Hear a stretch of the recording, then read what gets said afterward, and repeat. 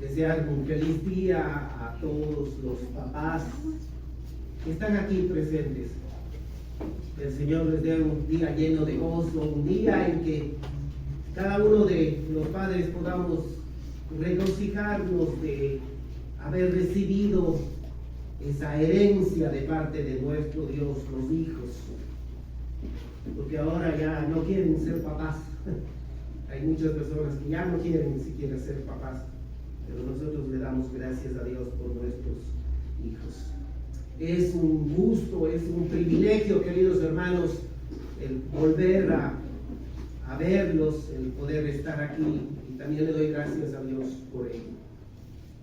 Alguien me decía hace poco que Ecuador está en la lista de los países más peligrosos del mundo, pero la verdad, aunque busqué varias listas, no encontré a nuestro país en ninguna de ellas.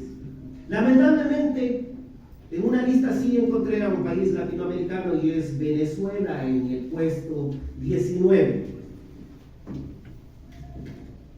No sé, alguien me movió, ya sé. Listo.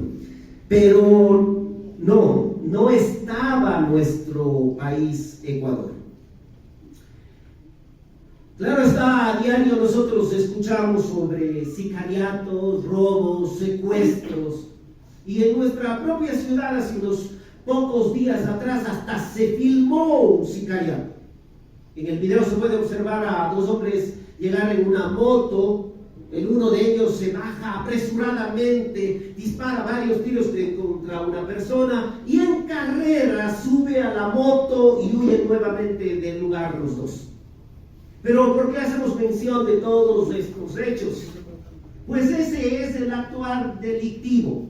Cometer una fechoría y salir corriendo, esconderse, huir.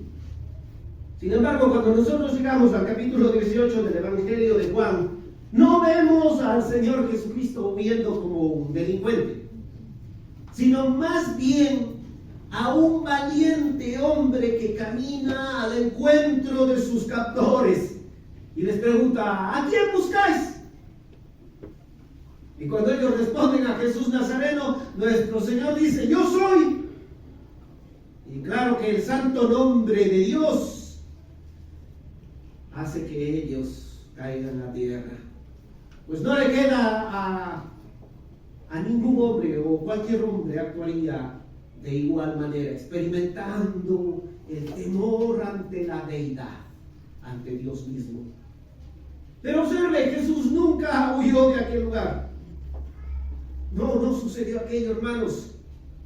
No, Jesús no solo que aclaró que Él es Dios, Él dio la cara. Y no solo eso, sino que hasta cuidó la integridad de sus propios discípulos, diciendo: si me buscáis a mí, dejad vida a estos. Hoy vamos a continuar la narración de este pasaje. Pero por ser el Día del Padre, creo que es muy importante que nosotros los padres les demos mayor atención a lo que se va a exponer. Pues aunque los versículos que nos tocan estudiar en verdad son al parecer un tanto estériles, hay algo que es notorio: es la presencia de muchos hombres, y la mayoría de ellos en este pasaje son usados para hacer el mal a quien no hizo más que bien. El tema de esta mañana lo hemos titulado con la iglesia cristiana en el mundo mundano. Abra su Biblia en el Evangelio de Juan, capítulo 18, del 12 al 18. Por favor. Cuando le encuentre, le rogamos a usted que se ponga de pie unos minutos más para leer esta palabra del Señor.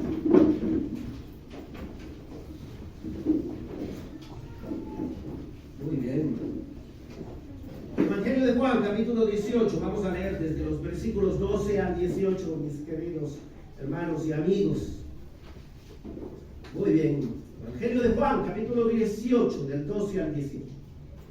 Dice: entonces la compañía de soldados del tribuno y los alguaciles de los judíos prendieron a Jesús y le ataron y le llevaron primeramente a Anás, porque era suegro de Caifás, que era era sumo sacerdote aquel año. Era Caifás el que había dado el consejo a los judíos de que convenía que un solo hombre muriese por el pueblo. Y seguían a Jesús Simón Pedro y otro discípulo. Y este discípulo era conocido del sumo sacerdote y entró con Jesús al patio del sumo sacerdote. Mas Pedro estaba fuera a la puerta. Salió pues el discípulo que era conocido del sumo sacerdote y habló a la portera e hizo entrar a Pedro.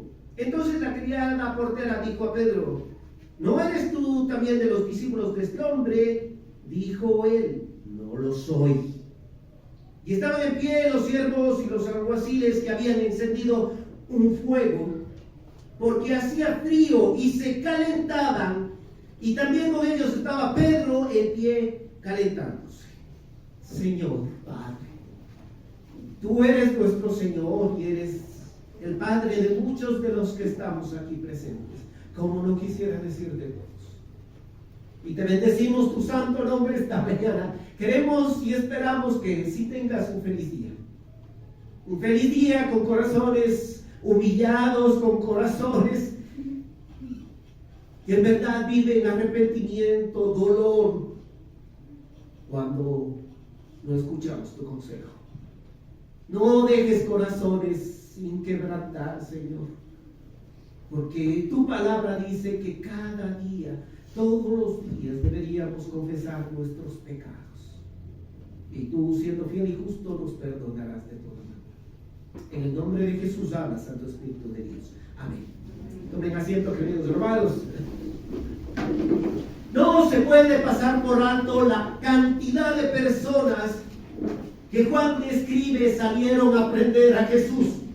Judas estaba a la cabeza, según describe el versículo 3. Ay, mis hermanos, algunas personas para el bien, para el servicio cristiano, nunca aparecen, pero para el mal se ponen a la cabeza. Y ahí está el caso de Judas. Yo pienso que Judas fue el que sugirió que vaya toda una compañía de soldados. Pues Judas conocía que Jesús en otras ocasiones había salido ileso ante tan grandes multitudes y ante tanta gente que le quería matar. Una compañía de soldados, 600 personas al menos, 600 soldados, para capturar a un solo hombre. Todos ellos iban con linternas, antorchas y bien armados. Eso dice el versículo 12, mire. Entonces la compañía de soldados, el tribuno, los alguaciles de los judíos prendieron a Jesús y le ataron. Esta compañía iba con un tribuno, quien les guiaba. Es un rango militar de los romanos que está por debajo del general. El tribuno era el responsable de una compañía o cohorte, así también era conocida. Y este tribuno era nombrado directamente por el emperador romano. En una legión había 6 de estos tribunos. Por lo tanto, una legión tenía aproximadamente 6,000 soldados. Y aquí vemos a un tribuno guiando toda una compañía de soldados a atender a Jesús, todos armados. Pero no solo iba el tribuno, también dice este pasaje que iban los alguaciles con ellos. Alguaciles de los judíos, aclara. Estos eran funcionarios de un sistema judicial y policíaco judío y estaban al servicio de los principales sacerdotes.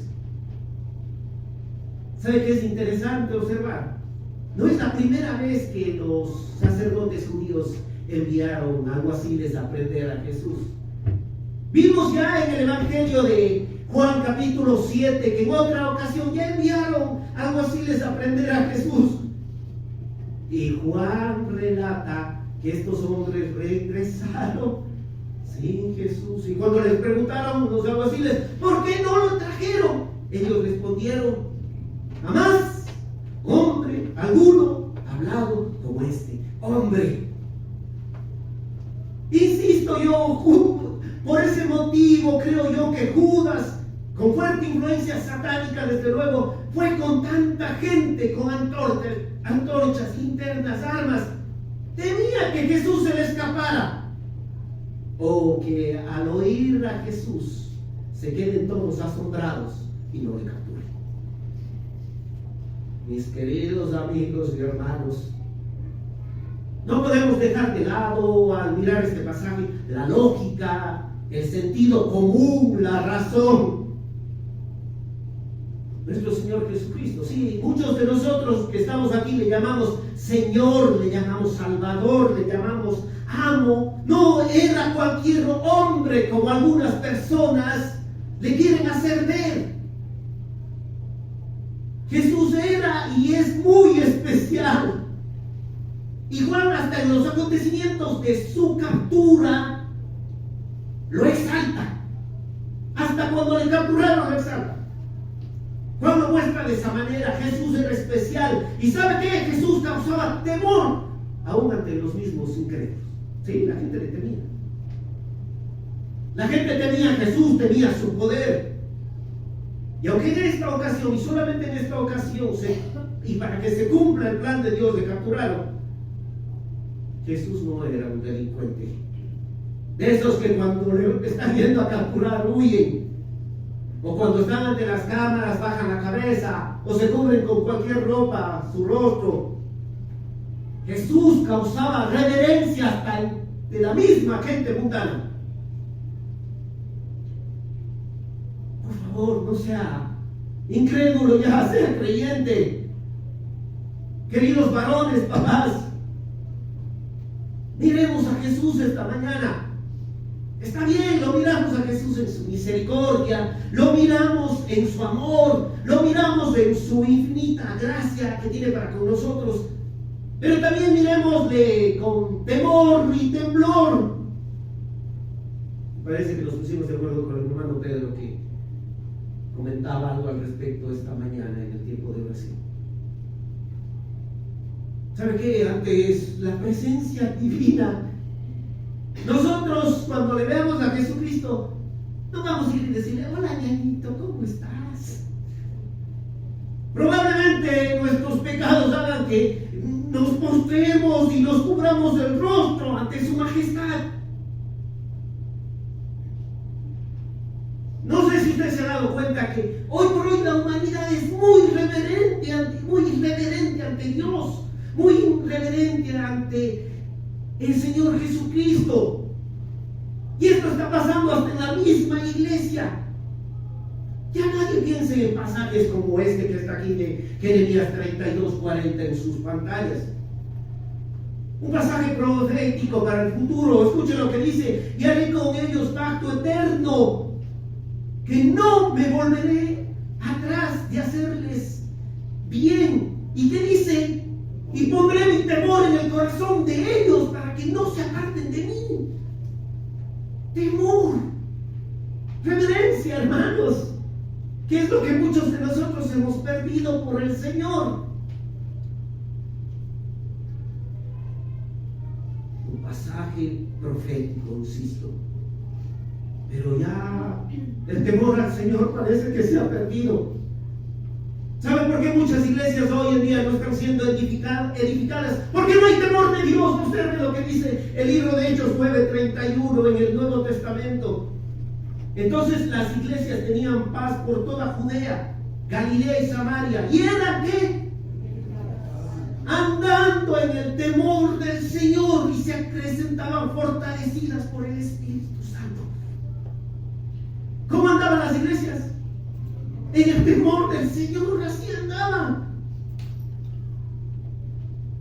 Si los propios ángeles conocidos como serafines en Isaías 6 se cubrían con sus dos alas el rostro, con sus otras dos se cubrían sus pies ante la presencia de Dios, ¿qué le hace pensar que usted, madre, viene ante la presencia de Dios, chuchacho?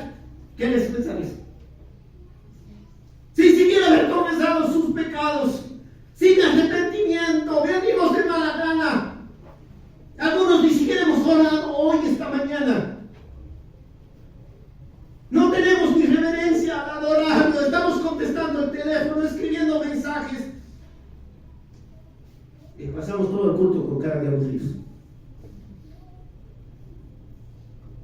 Usted ha leído Isaías 6 en esa visión. Los serafines, estos ángeles, dice la Biblia que daban voces el uno al otro. Es decir, que el uno decía santo, y por allá, en orden, ¿no? El otro decía santo, y por allá el otro decía santo, y todos juntos. Luego decían: Jehová de los ejércitos, toda la tierra está llena de su gloria. Y cubierto su rostro con sus alas, y cubiertos sus pies con sus otras dos alas, y con las otras dos volaban. Dice la Escritura que era tan fuerte el clamor de estos serafines que los cimientos de las puertas se estremecieron. Medite algo. Yo sé que no todos, y me apena decirlo, pero hay ocasiones que cuando la iglesia, el Señor le alaba, no le sacude ni una mosca. Más escucha el grito de gol de un partido de fútbol amistoso de alaba. Que la iglesia adoraba a su Señor. ¿Dónde está el temor? ¿Dónde está la reverencia? ¿Dónde está la veneración, la admiración hacia Dios? ¿Dónde está?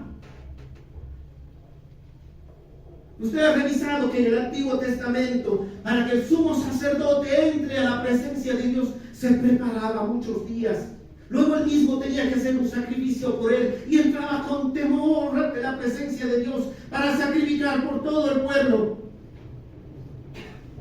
Y ahora, no es que pastor, perdóneme, pero la Biblia dice que nosotros podemos entrar confiadamente ante la presencia de Dios. Eso dice el Nuevo Testamento. Sí, pero dice Hebreos 12, que es el mismo libro que dice que podemos entrar confiadamente a la presencia de Dios. Dice Hebreos 12, así que recibiendo nosotros un reino inconmovible, tengamos gratitud y mediante ella sirvamos a Dios agradándole. ¿Cómo? Porque nuestro Dios es fuego consumidor. Eso dice la Escritura.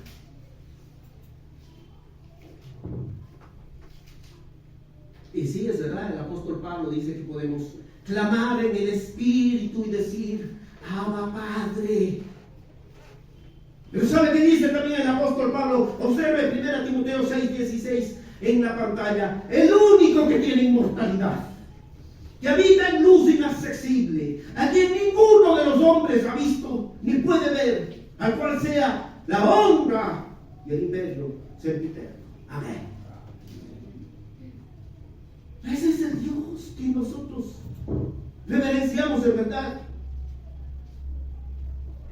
Por eso el apóstol Juan, hasta en la captura de Jesús, nos muestra el respeto, la reverencia, el temor que debemos tener ante su presencia.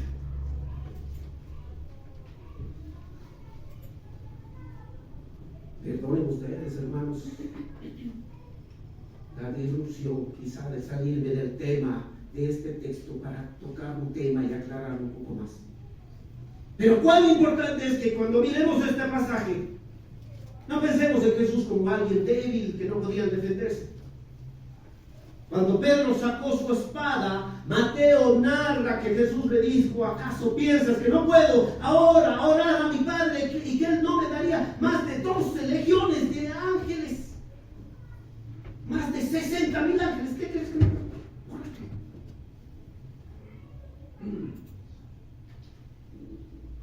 Y aquí están los hombres contra Jesús. Cayeron a tierra, pero ahí están en contra de Jesús. Fariseos, saduceos, escribas, sacerdotes, tribunos, alguaciles, soldados, siervos, todos en contra de Jesús. Pero ¿sabe qué es precioso? Jesús siempre el mismo. Eso es identidad. El mismo significa. De esa expresión viene la palabra identidad. Siempre el mismo. Jesús no dijo al verse perseguido por 611: ¡ay, bromita nomás era! ¡Que viva el César! ¡Que viva Anás! ¡Viva Caifás! ¡Viva los fariseos! como nosotros, ¿no? Que cuando estamos con la iglesia somos cristianos y cuando estamos en el mundo somos mundanos. Cuando estamos con los amigos somos mundanos. Cuando estamos con los jefes somos amables, cuando estamos en casa somos hasta detestables a veces. No, Jesús siempre el mismo, no negó a su Padre, no se escondió tras de los apóstoles para que le defiendan, no, ahí se quedó dando la cara, más bien él defendiéndoles. Jesús está en contra de toda esa corriente. Y así debería ser el cristiano, hermanos. El cristiano que se distingue, va en contra de toda corriente. No, ya Jesús hace un capítulo atrás diciendo, no son del mundo, como tampoco yo soy del mundo. Santificados en tu verdad, tu palabra es verdad. Y dice este versículo 12, que capturándole a Jesús, le ataron. ¿Y por qué es importante esta parte, hermanos? Porque nos recuerda que lo mismo sucedió cuando Abraham mató a su hijo para sacrificarle. Dice Génesis 22:9, y cuando llegaron al lugar que Dios le había dicho, edificó allí Abraham un altar, compuso la leña y ató a Isaac su hijo y lo puso en el altar sobre la leña. Nos recuerda todos los sacrificios del Antiguo Testamento. Observe el Salmo 118:27, dice, Jehová es Dios y nos ha dado luz, atad víctimas con cuerdas a los cuernos del altar. En este momento el Cordero de Dios que quita el pecado del mundo estaba siendo ya atado para ser sacrificado una vez y para siempre, con el fin de limpiar nuestras conciencias de obras muertas, para que sirvamos al Dios vivo. Mi querido amigo que está aquí, que quizá no sabe cuál es el lugar donde usted tendrá que pasar toda la eternidad, o aún está en esas dudas, no sé si iré al cielo, no sé si iré al infierno, o no sé si haya siquiera.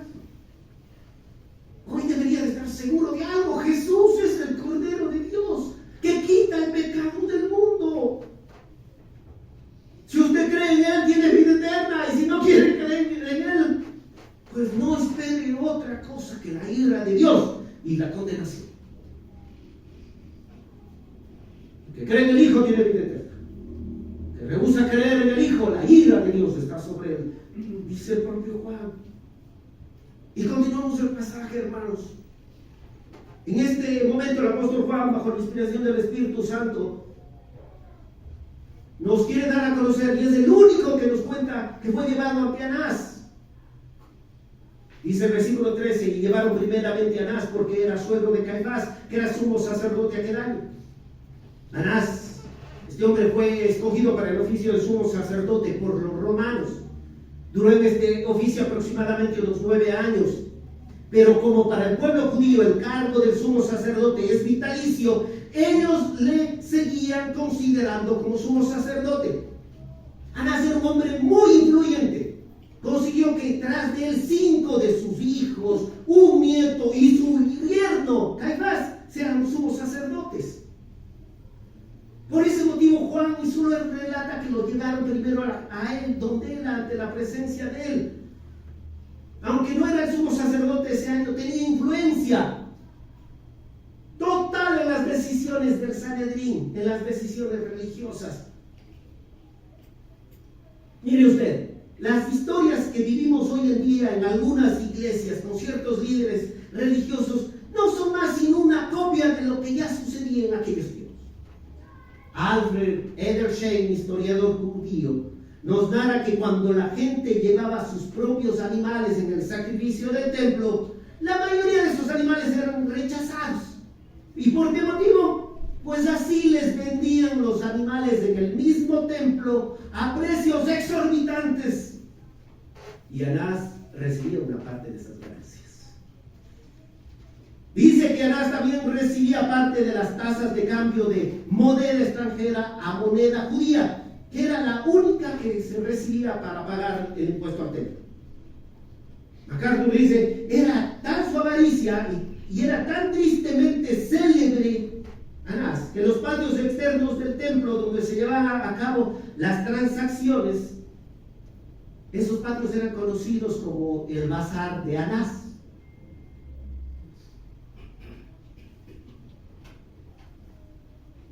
Hay varias iglesias que hoy en día deberían de llamarse el bazar. El bazar de Cash, el bazar de Guillermo, el bazar de Dante, el bazar de Yesenia. Y si le molesta que de nombres, el apóstol Pablo en una carta dijo: estos Himeneo y Fileto, hombres que se apartaron de la verdad y trastornaron la fe de alguno. Y eso mismo están haciendo estos hombres de hoy en día. Tienen un bazar, no tienen una iglesia. Y ahora piense, ¿usted cree que Anás no estaba enfurecido con Jesús? Sí, estaba sumamente enfurecido. No solo que tenía envidia de Jesús, sino se acuerda que hizo Jesucristo en el templo, lo limpió. Jesucristo limpió el templo.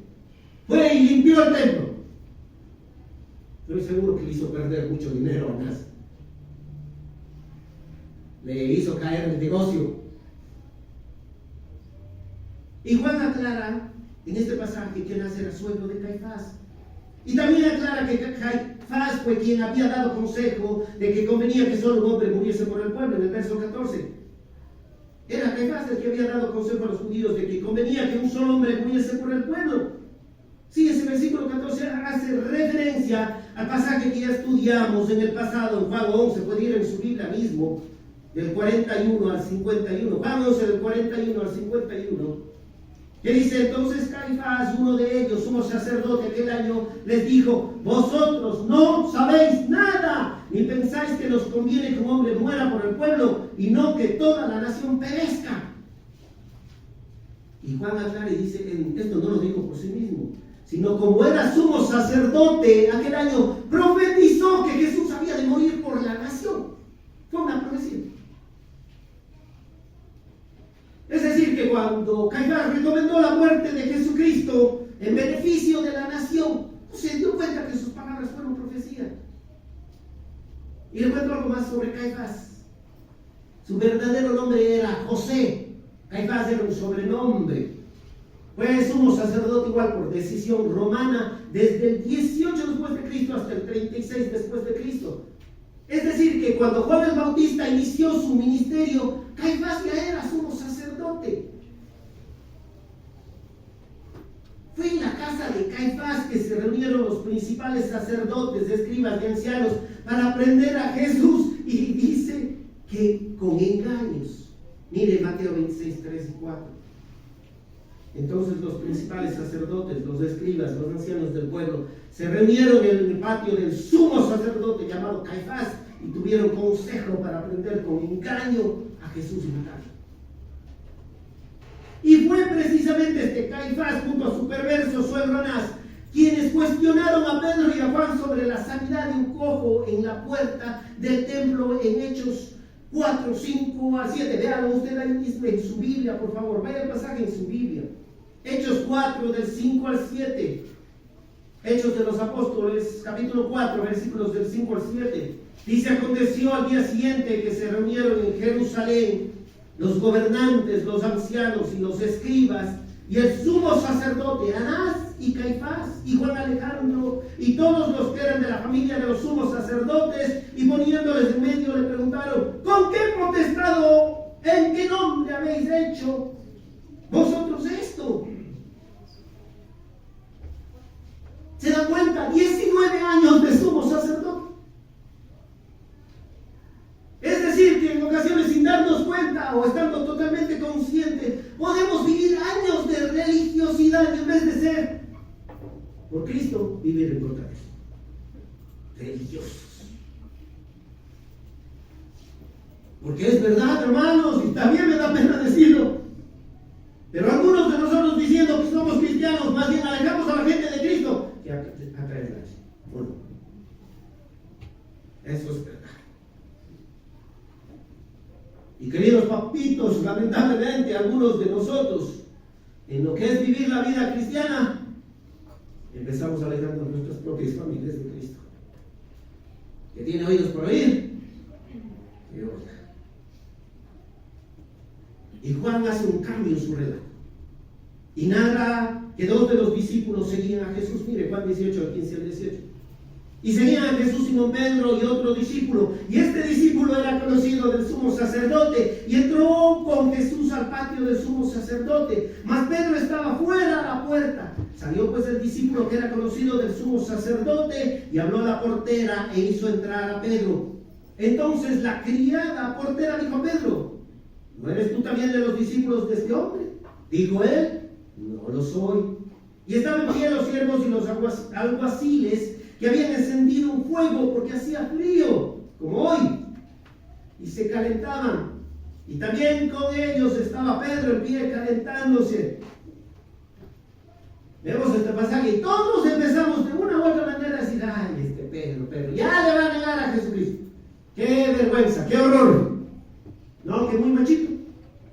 Pero no debemos ser tan duros con Pedro. ¿Cometió un error? Claro que sí.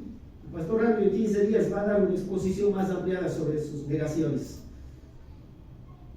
Pero permítame preguntarle algo: ¿y dónde estaban los otros 9 apóstoles? Judas con el grupo traidor. Los 2 discípulos que algunos dicen que probablemente el otro discípulo al que no se le menciona aquí es Juan. No sabemos, pero algunos dicen que es Juan. ¿Y los otros 9 dónde estaban? Marcos es el único que también aclara aquello. Y dice Marcos 14, 50. Entonces, ¿qué dice ahí? Todos los discípulos dejándole huir. Todos huían. Sabemos que Pedro, luego de la exhortación que le hizo que guarde su espada, huyó con los otros 10, dejándole al Señor solo. Pero en alguna parte de su huida recapacitó. Se armó de nuevo de valor y dijo: bueno, voy a ver al menos qué me está pasando. Y regresó. Y junto a Pedro regresó el otro discípulo. Regresó a mirar cómo terminaba todo. Este otro discípulo conocía al sumo sacerdote y entró, pero Pedro se queda afuera hasta que aquel discípulo habla con una empleada y ella le deja entrar a Pedro. Y apenas Pedro está entrando, ella le mira y le dice: ¿no eres tú también de los discípulos de este hombre? Y dice él: no lo soy. Identidad, mis queridos hermanos. Identidad. Hay algo que me atira sobremanera sobre este verso 18. ¿Cómo un hombre puede cambiar en tan poco tiempo su identidad? Si se da cuenta en el versículo 10, Pedro, un ferviente defensor de Jesucristo, saca su espada, corta la oreja de Marco. Unos minutos después está huyendo con los otros 10. Después recapacita, regresa para ver qué pasaba. Y ahora le niegan que una empleada. Y no solo eso, mire el versículo 18 lo que dice: y estaban en pie los siervos y los alguaciles que habían encendido un fuego, porque había frío y se calentaban. Y también con ellos estaba Pedro en pie, calentándose. Se acobarda profundamente cuando una mujer le hace una pregunta inesperada. Niega a Jesús. ¿Y sabe cómo termina el pasaje? Con un Pedro compartiendo una fogata, posiblemente con los captores mismos de nuestro Señor Jesucristo. Agarre. ¿Se da cuenta cómo somos los seres humanos? ¿Se da cuenta de la diferencia de la identidad de nuestro Señor Jesucristo? Aunque todos estuvieron en su contra, se mantuvo firme en su convicción, en su respeto al Padre, en su amor por sus discípulos. Y aquí nuestro querido Pedro, posiblemente en esa fogata estaba escuchando burlas, chistes, comentarios en contra de Cristo, y ahí estaba calladito con la fogata, calentándose con nosotros. Sí, hermanos, en la iglesia cristiano y en el mundo mundano. ¿Acaso no somos así?